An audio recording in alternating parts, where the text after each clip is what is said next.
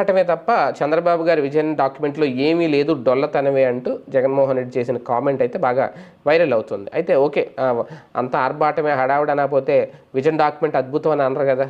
ఏమనంటే గుర్తు చేసుకుంటారు. ఆయన ఇంతకుముందు 2020 అని విజన్ అన్నారు అప్పట్లో, 98లో. తర్వాత 2029 విజన్ అన్నారు, ఇప్పుడు మళ్ళీ 2048 విజన్ అంటున్నారని దాని మీద కూడా రకరకాల కామెంట్స్ కూడా చేశారు. అప్పుడు చంద్రబాబు నాయుడు గారు 47 సంగతి ఇప్పుడు ఎందుకు, హడావుడి ఎందుకు అనేది. కాకపోతే ఇక్కడ విషయం ఏంటి అంటే, విజన్ డాక్యుమెంట్కి సంబంధించి సంతకాలు కూడా చేశాడు. ఒక రకంగా ఎప్పుడు అభివృద్ధి అనేది ముందుకు వెళ్తూ ఉంటుంది, అందులో ఎటువంటి అనుమానం అవసరం లేదు. విజన్ డాక్యుమెంట్ లాంటి తీసుకొచ్చినా తీసుకురాకపోయినా ముందుకు వెళ్తానే ఉంటుంది. కాకపోతే ఆయన విజన్ అలా ఉండుంటే మన విజన్ ఏంటి అనేది చెప్పాల్సిన అవసరం ఖచ్చితంగా వైసీపీకి ఉంటుంది.